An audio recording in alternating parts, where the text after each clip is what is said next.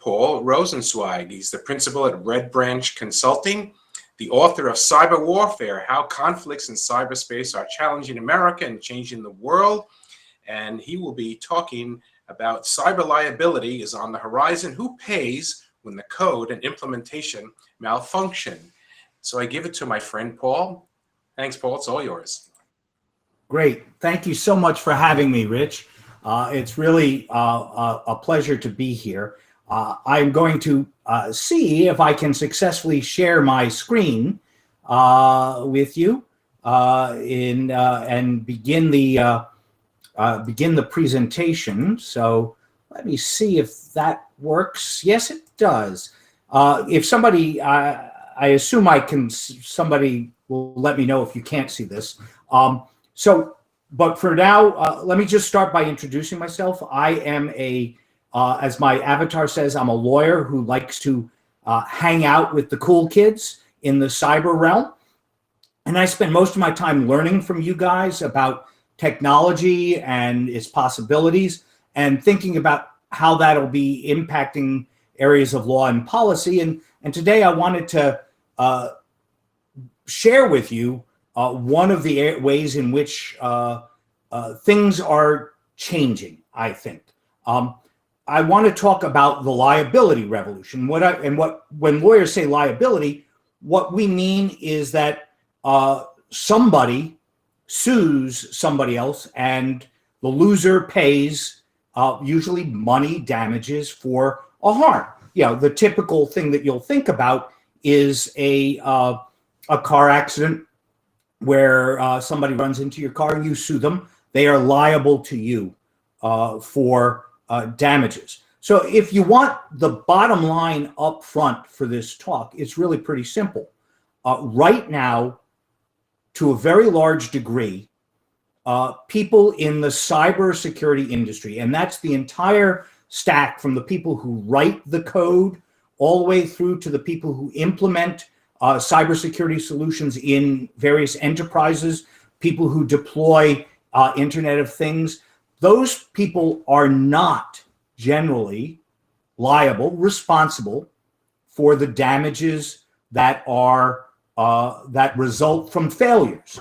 That I think is going to change on the order of in the next 5 years. And what I want to do in the next 35 minutes or so is tell you a little bit more about why that is so and how it's going to come about and what it will likely mean for you. And then at the end, give you some examples of things that are already happening that should be warning signs to the cybersecurity industry broadly writ of things that are going to happen in the future. So that's my bottom line up front. If you're bored, you can click out now and go join the networking rooms. But if you stick around, I'll tell you why that's all true.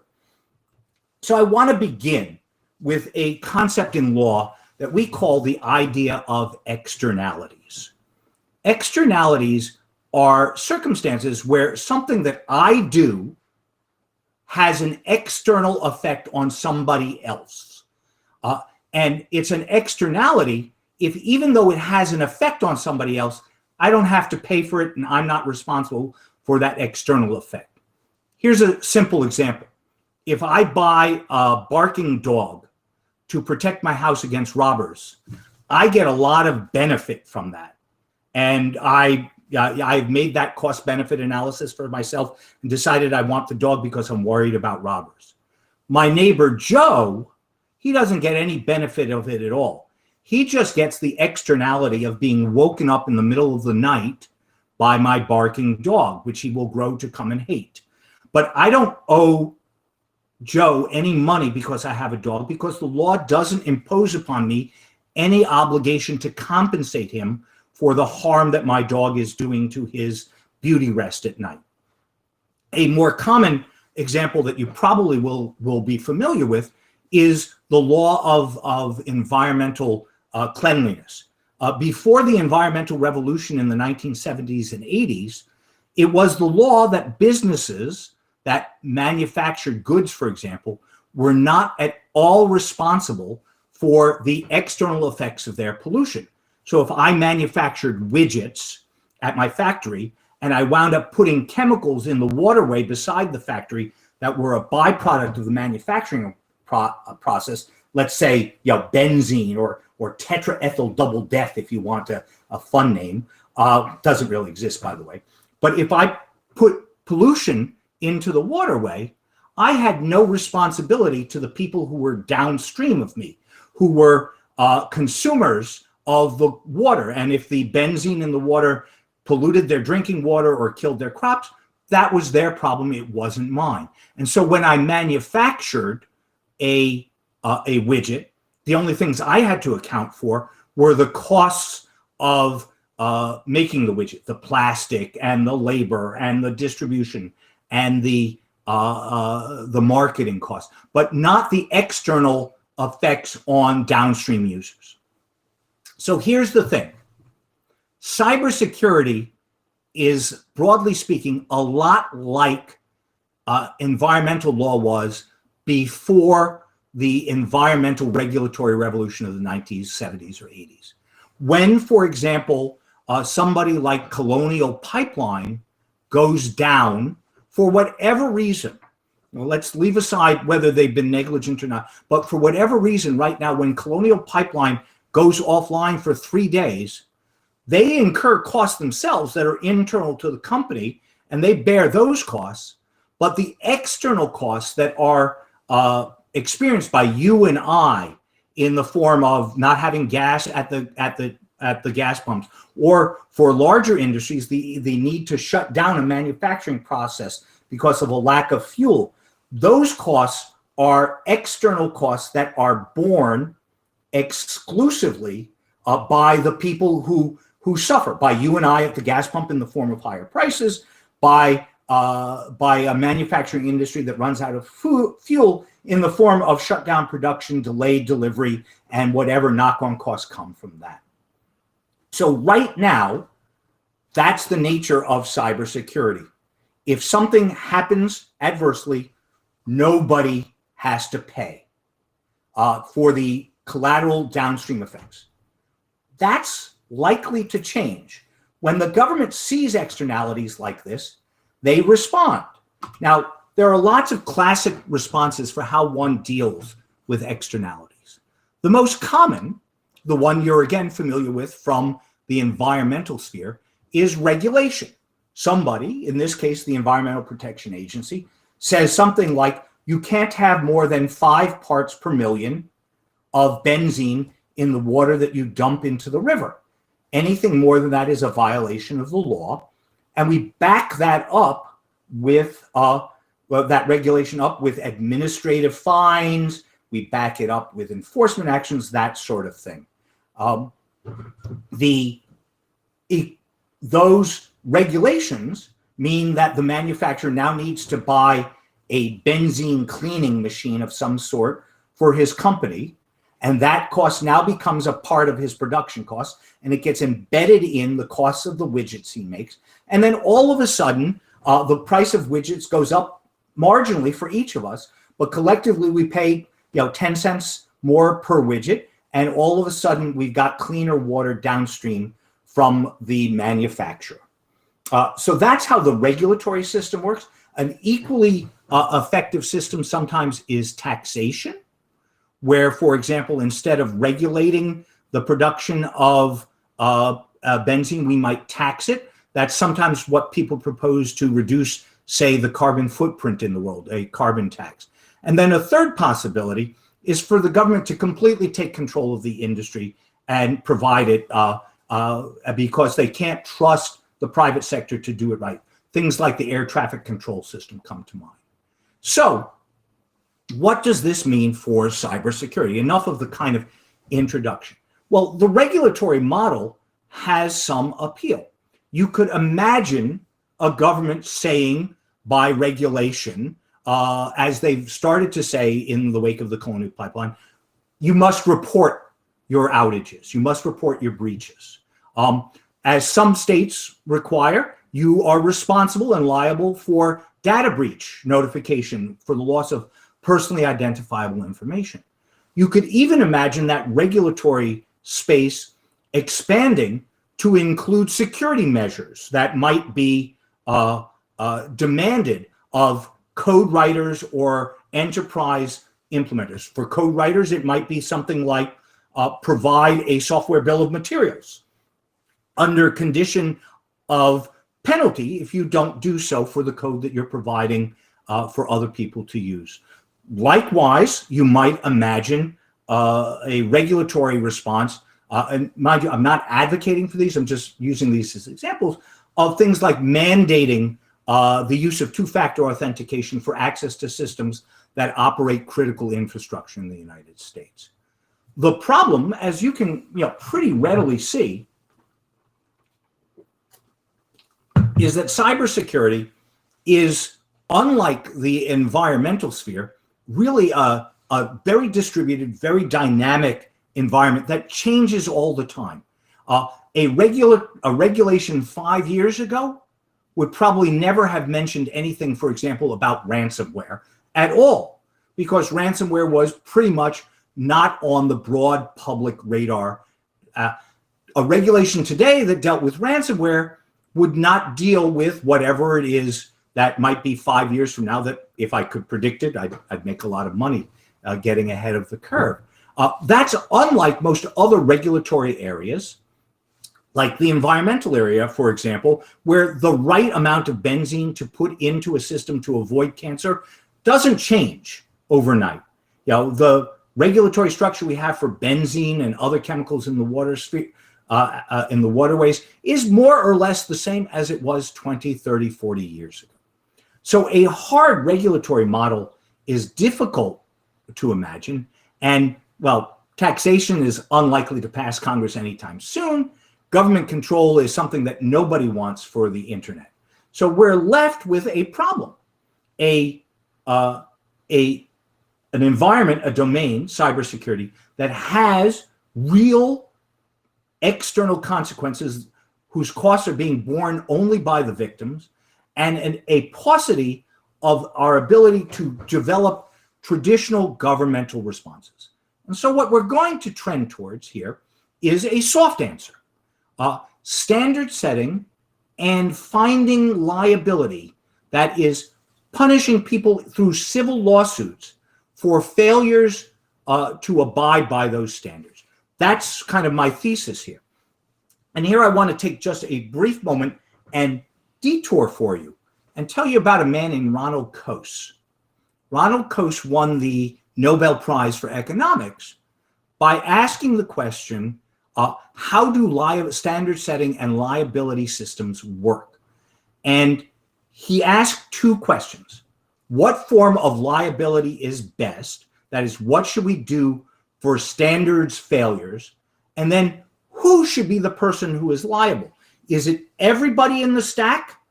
Or, as he wound up just talking about, is it the least cost avoider, the person who is most likely to be able to cheaply and easily ameliorate whatever the harm is that we're talking about? And in different instantiations, that could be the code writer, it could be the enterprise security developer, it could be somebody else in this. Sometimes it could be the victims who might have some easy hygiene methods to avoid their harm. So with that kind of as a starter point, I want to talk to you a little bit more about the liability revolution itself. Now, it used to be that we developed private sector rules that were focused more or less on negligence standards. You've probably heard about this. Somebody is obliged to take a reasonable set of precautions. This is a picture of a fire engine company, private fire engine company, or private security guards. Those are people who sound or feel a lot like cybersecurity professionals today. They're employed privately. They do their best to maintain the safety and security of the systems that they're tasked to protect. And they are basically only responsible for failures if they act in negligent manner, in a way that transgresses the standards of care of their industry. If, for example, the security guard falls asleep on the job at the mall and the store gets robbed, that would probably subject the security company to liability. But here's the thing. In law, we have a doctrine that sometimes holds private sector people to account for their failure to act, even when that failure is the same as everybody else in the community, the same standard of care that is proceeding through the community. I want to tell you a little bit about this famous case from 1932 that involved a tugboat called the T.J. Hooper. The T.J. Hooper was towing 2 barges, and it lost those barges in a giant storm. It would have been able to save the barges and been aware, had it been aware of the storm, but the T.J. Hooper didn't have a radio. Now, this is in 1932, and they didn't have a radio. And the barge owners sued the T.J. Hooper's owners and said, you should have had a radio. T.J. Hooper said, basically, look, we didn't have a radio because nobody in our business has a radio. The radios are just not standard practice. We're not negligent. We're doing what everybody else in our community does. And so we shouldn't be responsible for just doing what everybody else in our community does. And the court, a judge whose name might be known to you, his name was Learned Hand, he's quite famous, said, yeah, that's generally the case. It's okay. In most cases, it's reasonable to do what everybody else is doing. But some precautions are so imperative that even their universal disregard, that nobody has them, will not excuse their omissions. So the question I pose to you today is, what things is it that the cybersecurity industry broadly writ does that are universal, but are nonetheless so imperative that at some point in the not too distant future, a court is going to find that their omission is improper and illegal. I'll give you a video of a possible example. I turned on my hazard lights, but I was still stuck in the right lane with no shoulder to escape onto. Guys, I'm stuck on the highway. I think he's panicking. He's not gonna be able to hear us from that radio. It's so loud. Guys, I need the accelerator to work again. The accelerator will work. It won't work. You're doomed. Seriously, it's dangerous. I need to move. Wait, you gotta turn the car off. Okay. Now you should be good to go. So you're probably familiar with this. This was a hack of the Jeep Cherokee, and there were 2 causes behind it. One was that the manufacturers of the cyber control systems had put in a default password that was easy to crack and didn't require it to be changed when it was installed in cars. And the other was that to save money, Jeep Cherokee had constructed a car that had a unitary system in not segmenting logically the system that ran the entertainment from the system that ran the brakes. So part of the question that I want you to think about, in light of what we were just talking about with T.J. Hooper, is where, say, in the IoT space, is it a requirement that hasn't been that an omission that hasn't been implemented, like not having default passwords that are easily guessed or non-existent in some cases in IoT, or failing to patch known vulnerabilities in existing systems. It is likely that these failures are going to run to creating liability for the people who fail to undertake steps to ameliorate existing conditions. We can imagine 3 different kind of legal paradigms for this. The one we all operate under now is the one to the right, contracts, right? When Microsoft sells you a product, you click through, or you open up the shrink wrap if you're still getting a hard copy, and that contract says you can't sue Microsoft for any errors in the code that they've delivered to you. And that's why, for example, all of the people who were adversely affected by the Hafnium hack of the Microsoft Exchange system are unable, literally unable to get any compensation from Microsoft, even if Microsoft had been negligent in failing to patch the Exchange server, as some people have said they were.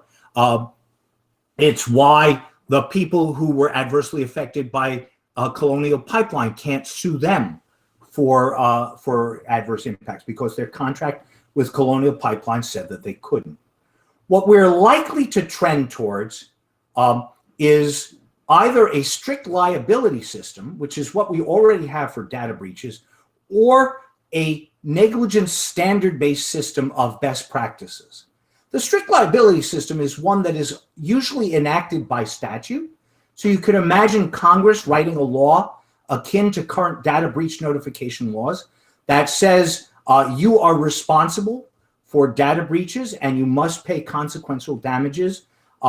Typically, they don't make people tell you exactly how badly they've been damaged. Everybody who's hurt gets to get $1,000. We see a lot of that in other consumer goods like cars and other manufactured goods that I use. If my toaster blows up, it's probably a strict liability case, and I will get money from the toaster manufacturer.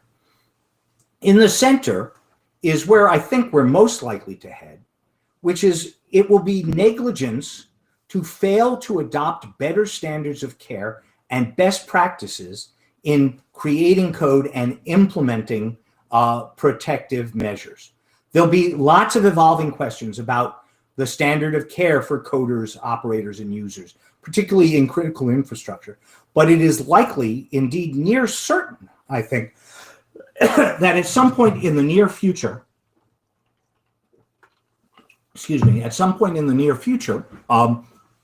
people are going to start asking liability questions of the entire industry. Here's an example of what I mean by a standards framework. This is the Business Software Alliance's software framework. It's an excerpt from it. They published it a couple years ago, and it's their attempt to define best practices for code development. So this is for coders, not necessarily for implementers or users. And this is just a single excerpt about testing and verification of code that is part of a much larger and more extensive product that is really quite good and quite interesting to read. And if there are any code developers in the audience, I'd sort of ask you to think about what parts of this you do and do not do at this point, and whether or not you can document your adherence to these standards, in a way that will withstand scrutiny from people who are looking at what you've done sometime in the future when an unavoidable bug has been found in the code that resulted in some outage of some sort. You would be, or are likely to be, found to be liable or responsible for this sort of framework of analysis if you haven't adhered to at least some of it in a reasonable way. So the other virtue of standards, besides litigation, is that there are lots of ways in which compliance with those sorts of standards will actually redound to the benefit of the cybersecurity industry. For example, it may very well become a condition of getting cybersecurity insurance for your enterprise that you undertake some standard setting, some compliance with some sort of standards. For example, the NIST cybersecurity framework, which I'm sure you're all familiar with, has developed a set of essentially voluntary standards for security within the enterprise. Think of how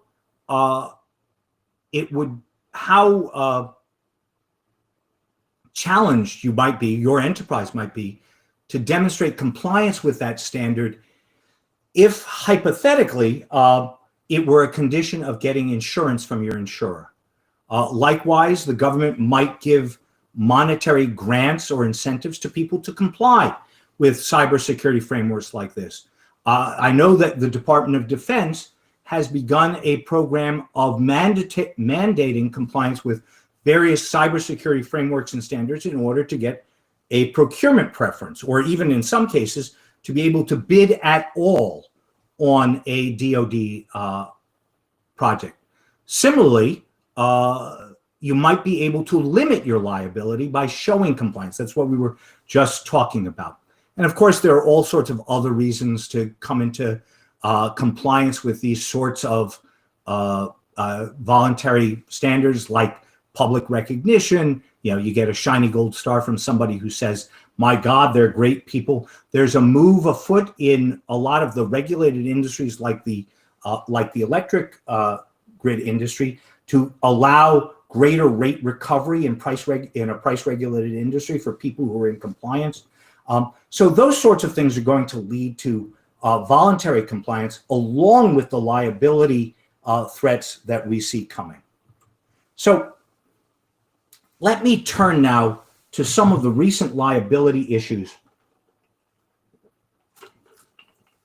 that we've started to see in the real world and what that kind of hints at, I guess, for cybersecurity enterprises in the future. Let's start with the SEC, and I'll just do that briefly and then do the other two a little bit more. The SEC regulates publicly traded companies that are traded on the New York Stock Exchange or other stock exchanges.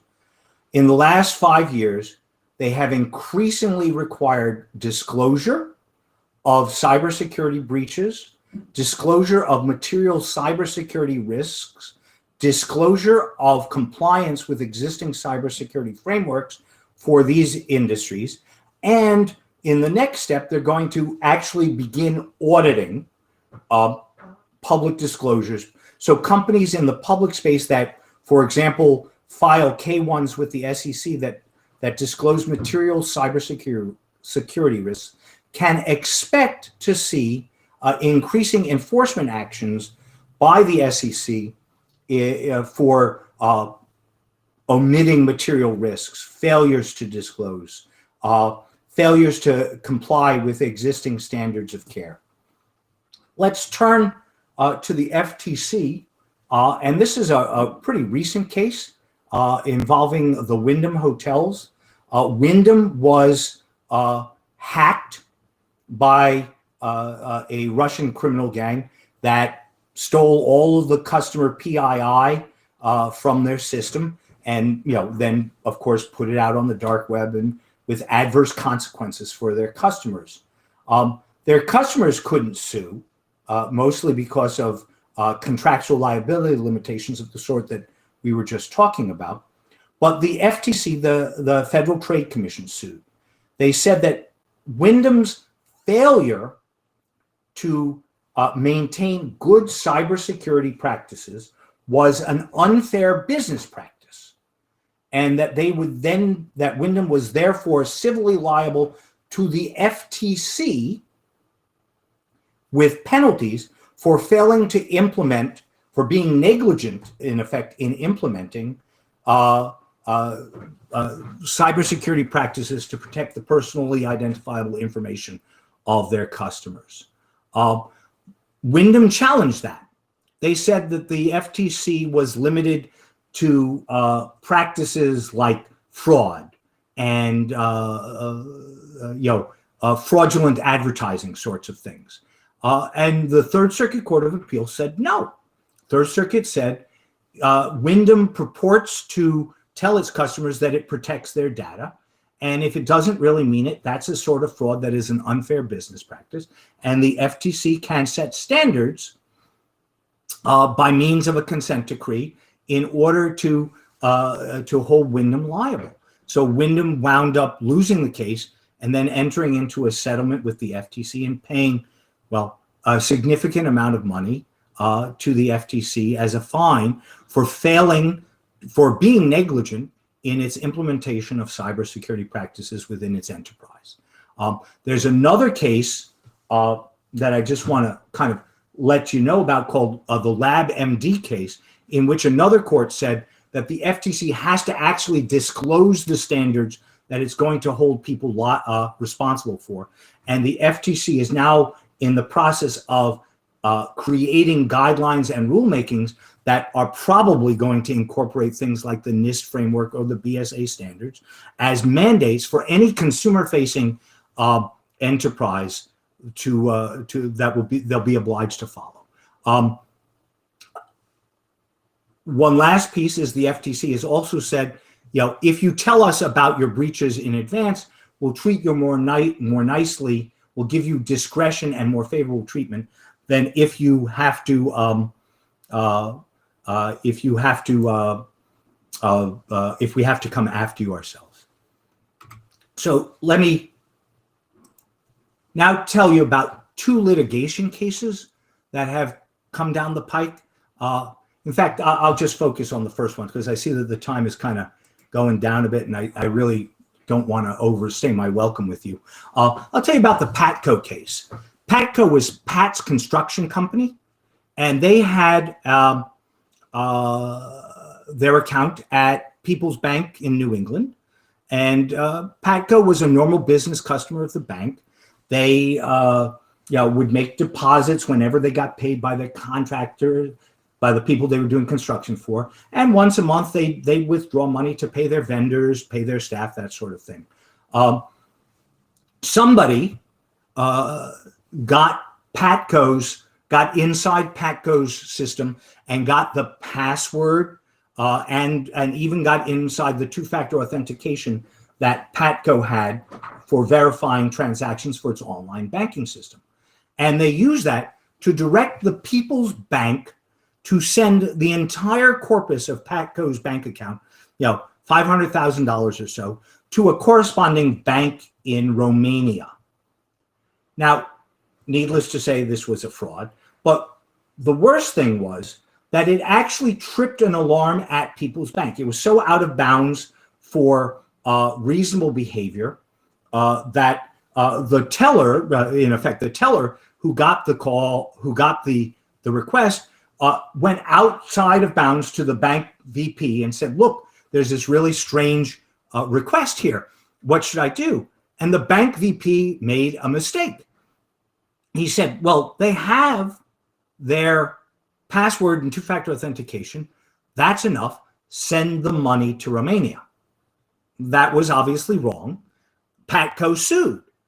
The bank won the first case because his contract said, password and 2-factor authentication, that's enough. But on appeal, the Court of Appeals in New England, the First Circuit said, that's not reasonable. That's commercially unreasonable. And if you have implemented an out-of-bounds alert system like the one you have, you really have to listen to it and at least do something that will continue to help you in protecting your customers. And so that was a case in which the People's Bank's failure to fully implement reasonable cybersecurity methodologies resulted in them having to pay Patco for the problems that resulted, and Patco got most of its money back. So here I want to ask you, now that we've been talking about this, let's go back to Kosa's second question. Who's the least cost avoider? And in this case, it was probably the bank, who had a system in place that would be applicable to Patco and to all of its other customers. And so what this is kind of signaling to you is that we're coming to a point where courts are going to start imposing liability on the person or entity that could best and most easily have prevented the harm from happening. In the case of Colonial Pipeline, it may very well wind up being, in some future incident, the pipeline vendor itself. So think about that in the context of where you are. what does this mean for the future? And I'm getting towards the end, so let me share with you. Standards are going to create liability. Liability means that people are going to want to be insured against being found liable. The People's Bank had to pay Patco. They turned around and sued their insurance company and said, "We've got insurance against this. Give us the insurance refund." The insurer is defending. The last I looked, the insurer was defending, saying, "No, that's outside the bounds of our insurance policy. We're not going to give you insurance." Insurance, though, is going to lead to compliance monitoring and audits, since the insurers are going to want their assurance, an assessment that you, as an enterprise, are in fact implementing the cybersecurity protocols that you tell them that you're implementing. If you're positively assessed, that's likely to lead to some form of safe harbor for you, where you will get the insurance, you will get the liability. And so we're going to see new insurance products for cybersecurity failures, similar to the data breach insurance that is much more common now. And those will come with new audit requirements, and public companies like KPMG are probably going to have to hire KPMG to audit themselves.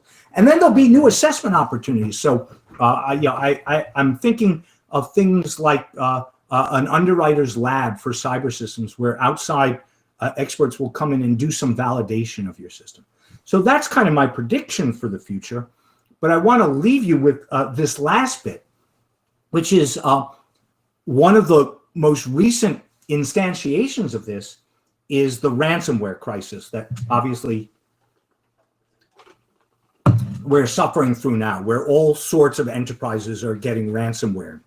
And most of the ransomware victims are paying the ransomware and then turning around and trying to get their insurance company to pay them for the money that they've had to pay to the criminals to get access back to their operations. That has led some companies like AXA in France to stop writing cyber insurance altogether. Other companies are doing things like this exclusion that was just released by Lloyd's of London literally 2 weeks ago. So this is brand new, where they said insurance does not cover losses or damages directly or indirectly occasioned by any cyber operation that has had an indirect effect on an essential service. Now, most of our critical infrastructure would probably fit the definition of an essential service. And I have to tell you that a cyber operation is defined in another part of this exclusion as any operation by or on behalf of a nation state or a subnational group. So, for example, when R-Evil does a ransomware attack on Colonial Pipeline, that's an essential service that is the result of a cyber operation from a group that is probably acting on behalf of the Russian government or in concert with the Russian government.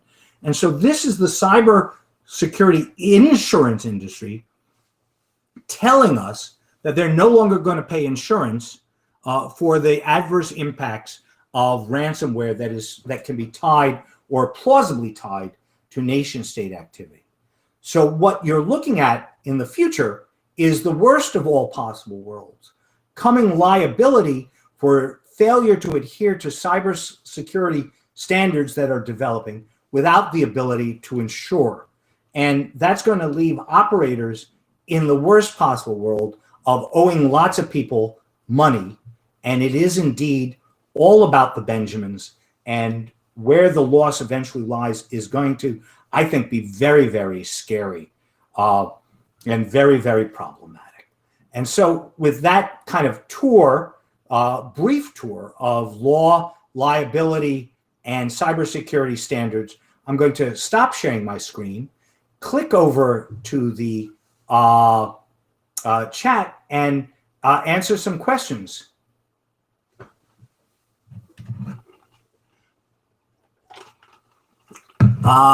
So the first from Richard Rushing is, we'll all pay for Log4j or Log4j. I'm not sure which way is the better way to pronounce it these days. Sleepless nights, at least. I think that's right. I think, frankly, that Log4j is so deeply embedded in old Java stuff, at least as far as I can tell, and has been so widely used that it's unlikely that we'll ever be able to attribute, the failure to understand the problem to anybody. And so that's probably not a good candidate for liability. The loss for there is going to probably lie wherever the victims are and however they feel. The next question is from Rich, who says limitations on liability as per contracts, but contracts don't have how much the provider or services can protect themselves, particularly if they clearly are not engaging in fair business practice. You're right that many contracts do impose, at least to some degree, contractual obligations on how much providers of services can and should be doing for themselves, and that is, I think, that's going to get that kind of conflict is going to wind up being one between people who currently bear the burden of responsibility for the harm and the liability, and the people who are going to want to try and change that to somebody further up the stack. I mean, the way I think of this right now is, I hate to come back to Microsoft because I don't want to, make them out to be evil, but right now the liability for Hafnium is falling is pretty much falling on all of the small and medium businesses, or possibly on the upstream service providers, but not on the code writers back at the beginning. And I think there's going to be an effort to try and change that as people kind of turn around and try and break the contracts that are currently binding them. One story about liability change that is particularly resonates is actually from the automobile safety industry. It used to be the case, much as it is today in the cyber industry, that car manufacturers disclaimed all liability for flaws in their car. The motto was caveat emptor, the buyer beware. And if the car had an accident, the customer was the one who bore the costs and even unto death. Up until the Ford Pinto started exploding, and up until Ralph Nader published his book Unsafe at Any Speed. And then all of a sudden, courts started breaking those contracts, started saying that those contracts are not commercially reasonable. Same words that were used in the Patco case that I was telling you about a little earlier. And all of a sudden started making the auto manufacturers pay for the damages that were done.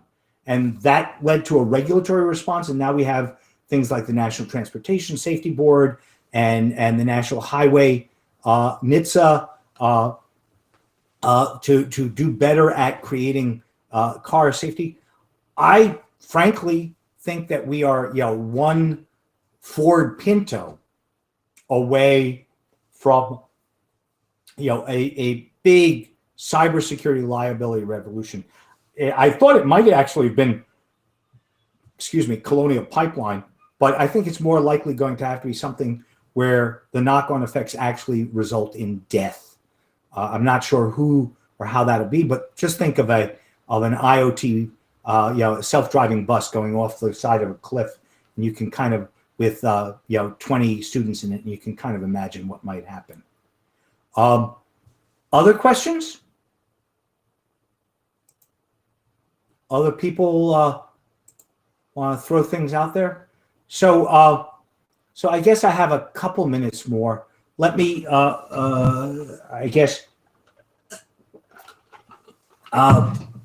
end this by offering the following suggestion.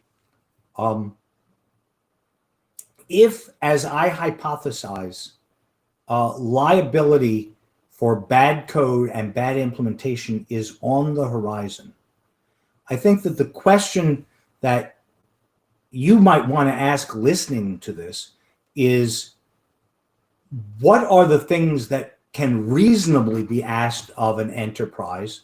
What are the things that would be unreasonable to ask that might be mistakenly asked of me by people who are not technically sophisticated? And how is it that I can do my best to influence the standard setting processes so that we get more of the former, the ones that we should be doing, and less of the latter, less of the unreasonable expectations of you to know the name of the code writer in India who wrote your code or something like that, or the name of all of the subs of all of the subs of all of the subs of the people who provided you with enterprise security software, or the names of all of the implementation protocols that were used by the outside people that you are. Because sometime in the not too distant future, you're going to have to sit with the CIO and others in the C-suite and explain what it is that you think is necessary and should be coming down the road. Rich, I think I've got 3 minutes left, but I'm happy to give that time back to people. Well, it's pretty clear that many organizations will need some type of incentive to do anything, because the business model today is, let's just get it out there quick, we'll worry about issues and patch it later. And unless there's pushback from insurers not insuring, which we're hearing more and more, the insurance companies starting to push back on this whole liability issue because more and more breaches are happening, right? I mean, we're seeing they're looking for ways to not pay. And so I think that your point about the insurances, that's the key here. Of course, all the other stuff, government, if you were waiting for regulations, in my opinion, the government is always behind. And the people that write the laws are not the experts that understand what's going on here. I think that's absolutely right. One of my other friends, one of our CISO friends once told me that the attackers are a year ahead of the defenders. The defenders are 2 years ahead of the legislators, and the legislators are 3 years ahead of the regulators. And I think that exaggerates it slightly, but that's pretty much right. If the insurance companies leave the field altogether, that's going to be a powerful incentive to create greater security. And I think from my perspective, I think what government should do now as best it can is try and find softer ways to incentivize people to do better so that kind of catastrophe doesn't happen. Of course, if that actually happens, then the other model to think about is the terrorism risk insurance. Insurers left the terrorism field after 9/11 and wouldn't insure big buildings. And so we had to have my third way of talking about it, government control. The Terrorism Risk Insurance Act of 2001 basically nationalized risk insurance for terrorist events. And, that's probably not the ideal way to do it, but it may be the only way to do cybersecurity risk insurance. That would put our industry at the mercy of government insurance agents. And just saying that ought to send shivers up everybody's spine. Yeah. I feel badly because there's a ton of SMB development shops all over the world doing coding. And they're an essential part of our industry, but yet the majority of them are not doing due diligence when it comes to cybersecurity, right? Do they have a software development lifecycle that incorporates security from the beginning? So that's problematic. So on one hand, I feel badly for them for the way the future might go, a la your talk. But on the other hand, I want security in the software because then the burden's on all the consumers. I think we have to do more on the incentive side. We have to give them assistance, whether it's a preference in procurement or something that is of value to them. Maybe a safe harbor from liability if they take enough steps. I just don't. I can see the train a-coming. I can see the light at the end of the tunnel, but it's not an emptiness. It's a train on the tracks coming at us. Right. Okay. So with that, I want to thank you